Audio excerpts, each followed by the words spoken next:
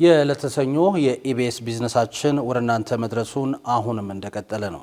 አሁን ደግሞ ወደ ሌላኛው በዝርዝር ወደምንመለከተው ጉዳያችን ልውሰዳችሁ። መንግስት የኢኮኖሚ እድገቱን ለማገዝና ኢንቨስትመንትን ለመሳብ አዳዲስ የቀረጥ ነፃ ማበረታቻዎችንና የታክስ ረፍቶችን እየፈቀደ ይገኛል። በተለያዩ የስራ ዘርፎች ላይ የተሰማሩ ዜጎች ወደ ስራ ለመግባት የሚያስፈልጓቸውን እቃዎችንና ማሽነሪዎች ያለምንም ቀረጥ ወደ ሀገር ውስጥ እንዲያስገቡ ሰፊ እድሎች ተሰጥቷል። ለመሆኑ እነዚህ ከቀረጥ ነፃ እንዲገቡ የተፈቀዱ እቃዎች ምን ናቸው? እድሉ የተሰጠውስ በየትኞቹ ዘርፎች ላይ ነው የሚለውን በተመለከተ ሃይማኖት ወርቁ ከዘርፉ ባለሙያዎች ጋር ቆይታ አድርጋለች።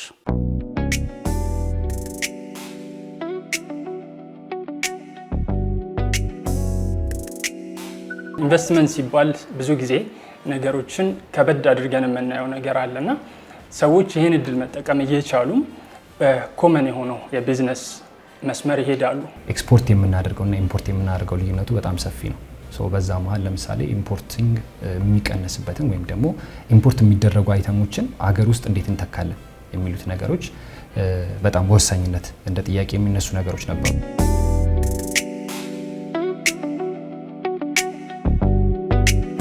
ያለምንም ቀረጥ ማሽነሪዎችንና የተለያዩ ጥሬ ዕቃዎችን ማስመጣት እንደሚቻል ያውቃሉ? እንደሚታወቀው ማንኛውም ባለሀብት ሆነ አምራች የተለያዩ ማሽነሪዎችን ወደ ሀገር ውስጥ ለማስገባት ሲያስብ በቅድሚያ ከዋጋው ዕቃ የበለጠ የሚያስጨንቀው የቀረጥና የታክስ ጥያቄ ነው። ነገር ግን በአዲሱ የኢንቨስትመንት ማበረታቻ መሰረት ማንኛውም ባለሀብት ሆነ የስራ ፈጣሪ በተመረጡ ዘርፎች ላይ ያለምንም ቀረጥ የተለያዩ ማሽነሪዎችን ማስገባት እንዲችሉ ፈቅዷል። ታዲያ ይህ እድል እነማንና የትኞቹን ዘርፎች የተመለከተ ነው? በዛሬው የኢቢኤስ ቢዝነስ ዝግጅታችን ይህንን በተመለከተ የተለያዩ የዘርፉ ባለሙያዎችን አነጋግረናል። አብራችን ቆዩ። ከዚህ ቀደም በተለመደው ማኒፋክቸሪንግ እና አግሮ ፕሮሰሲንግ ወይም አግሪካልቸር ላይ የሚሰማሩ ሰዎች ይህንን እድል በደንብ ሲጠቀሙበት ነበር። ስቲል ግን በሰዎች ዘንድ የእውቀት ማነስ ነበርና በመንግስት ደግሞ ተይዘው የነበሩ አንዳንድ ሴክተሮችም ወደ ፕራይቬት ሴክተሩ ክፍት በመሆናቸው እነዛ ቻንሶች ወይም ደግሞ ለነዚህ ስራ የሚያስፈልጉ የተለያዩ የካፒታል እቃዎች እንዲሁም ተሽከርካሪዎች ከስራው ጋር የተገናኙ ሊሆን ይችላል፣ ጥሬ እቃም ከስራችን ጋር የተገናኘ እስከሆነ ድረስ እና ሌሎችም ስራው ጋር ሪሌትድ የሆኑ እቃዎች ላይ የቀረጥ ነፃ ፍቃድ እንዲሁም ሰዎች ደግሞ ወደ ኢንቨስትመንት ሴክተር ከገቡ በኋላ የታክስ ሆሊዴይ ወይም ደግሞ የግብር እፎይታ እድሎችን መንግስት አመቻችቷል። የግብርና፣ የግሪን ኢነርጂ እንዲሁም የማኒፋክቸሪንግ ላይ መንግስት ክፍት ያደረጋቸው ቦታዎች ሲሆኑ እንዲሁም በተጨማሪም የማዕድን ማውጫ ላይ የተሰማሩ ለነሱም እድሎችን ሰጥቷል።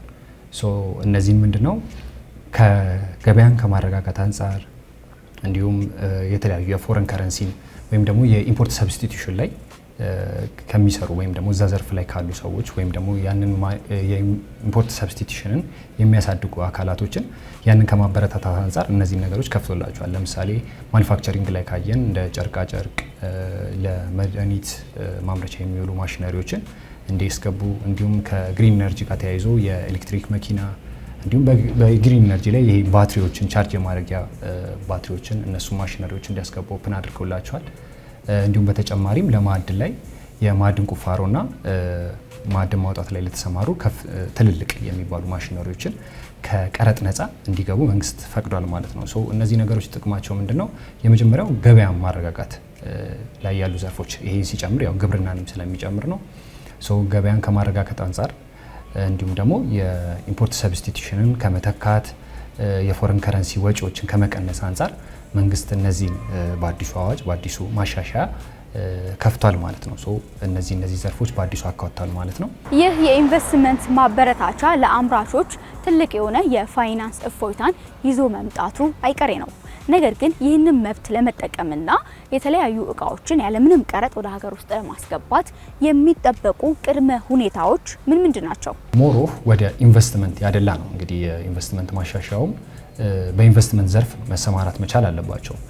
ይህንን ስንል በዋነኝነት እነዚህ ነገሮች ወይም ደግሞ ኢንቨስትመንትን ላይሰንስ ለማውጣት ፍቃድ ለማውጣት የመጀመሪያው ነገር ሊኖራቸው የሚገባው ኮመኖቹ እንደው የፍቃድ ቲም ነምበር የሚሉትን እንኳን ብንተው የመጀመሪያው ፌሲቢሊቲ ስተዲ ያስፈልጋቸዋል። ይሄ ፕሮጀክት ምን ያክል በገበያው ገብቶ ወይም ደግሞ በሀገሪቷ ላይ ገብቶ የሚፈጥረው ተጽዕኖ አለ። እነዚህ ቅድም ያልናቸውን የኑሮ ውድነትን የዋጋ ግሽበትን ከማረጋጋት አንጻር የሚሰጡት ለውጥ ምን ያክል ነው የሚለው የመጀመሪያው ፌሲቢሊቲ ስተዲ ነው። ሁለተኛው የማሽነሪዎች ዝርዝር ማስገባት መቻል አለባቸው። የማሽነሪ ዝርዝር የምንለው እነዚህ እቃዎች ቅድም ያወራናቸው ለማኒፋክቸሪንግ ሊሆን ይችላል፣ የግሪን ኢነርጂ ሊሆን ይችላል፣ ለማይኒንግ ሊሆን ይችላል። የሚመጡ ማሽነሪዎች ምን ያክል ማስገባት የሚፈልጉት መጠን የሚጠቀሙበት ለምንድን ነው የሚለው ማሳወቅ አለባቸው። ይህ መጽደቅ አለበት። ስለዚህ ማሽነሪ ሊስት ማስገባት አለባቸው። ፌሲቢሊቲ ስተዲ ማስገባት አለባቸው። እንዲሁም ደግሞ የድጋፍ ደብዳቤ ያስፈልጋቸዋል። የድጋፍ ደብዳቤ ለምሳሌ በግብርና ዘርፍ ላይ የተሰማሩ ከሆኑ ከግብርና ሚኒስቴር፣ በኢንዱስትሪ ቢሮዎች እነዚህ የድጋፍ ደብዳቤ በዋነኝነት ሶስቱ ማንሳት ይቻላል። ነገር ግን እንደተጨማሪ ላይሰንስ፣ ቲ ነምበር እነዚህን ይዘው ከኢንቨስትመንት ላይሰንስ የኢንቨስትመንት ፍቃድ መጀመሪያ ማውጣት አለባቸው ማለት ነው። በእነዚህ ዘርፍ ነው እንግዲህ እነዚህን ፍቃዶች ይዘው ነው ማለት ነው መግባት የሚችሉት። ተገቢ የሆነ የቢዝነስ ሴክተር ላይ መሰማራትና ተገቢ ከሆነው ተቋም ኢንቨስትመንት ፐርሚት ማግኘት ብቻ ነው የሚጠበቅበት። እነዛን ነገሮች ካሟላ ለአንድ ዶሜስቲክ ኢንቨስተር ወይም ለሀገር ውስጥ ኢንቨስተር የሚጠበቅበት ምንም አይነት የካፒታል ሪኳየርመንት የለም። ከውጭ ለሚገቡ የፎሪን ኢንቨስተሮች ግን እንደሚገቡበት ሴክተር እና ብቻቸውን 100% ሼር ያደርጋሉ ወይስ ከሎካል ጋር ሼር አድርገው ያንን ኢንቨስትመንት ያቋቁማሉ የሚለው ላይ ተመስርቶ ከ50,000 እስከ $200,000 ሚኒመም ትሬሾልድ ይኖረዋል። አዲሱ የኢንቨስትመንት ማበረታቻ ደንብ ትኩረት ያደረገባቸው የግብርና፣ የማኑፋክቸሪንግ፣ የአይሲቲ እንዲሁም ሌሎች መሰል ዘርፎች የሀገሪቱን የምርት አቅም ከመጨመር እንዲሁም ደግሞ የኑሮ ውድነትን ከማረጋጋት አንጻር ያላቸው አስተዋጽኦ ምን ያህል ነው? ወዲያውኑ ውጤቱ ላይታወቅ ይችላል። ይሄ ነገር ጊዜ ይፈልጋል። ግን በዋነኝነት ከቻይና ተሞክሮ ብንነሳ ቻይና ላይ የሰርፕላስ ፕሮዳክሽንን የፈጠረው ኢፌክት ወይም ደግሞ አንድ አገር ለዶሜስቲክ ወይም ለሀገር ውስጥ ፍጆታ ከምትጠቀሙ በላይ ማምረት መቻሏ የፈጠረው ነገር አለ። ሰርፕላስ ፕሮዳክሽን የሚፈጠረው አንደኛ ማኒፋክቸሪንግ ላይ ያለውን ኢንዱስትሪ ስታነቃቂ ነው እና በሀገር ውስጥ መመረት የሚችሉ ነገሮች መመረት ሲጀምሩ አንድ ሀገር ለሀገር ውስጥ ፍጆታ ከምትጠቀመው ዶሜስቲክ ኒድ በተጨማሪ ትርፍ ፕሮዳክቶች ገበያ ላይ ይኖራሉ።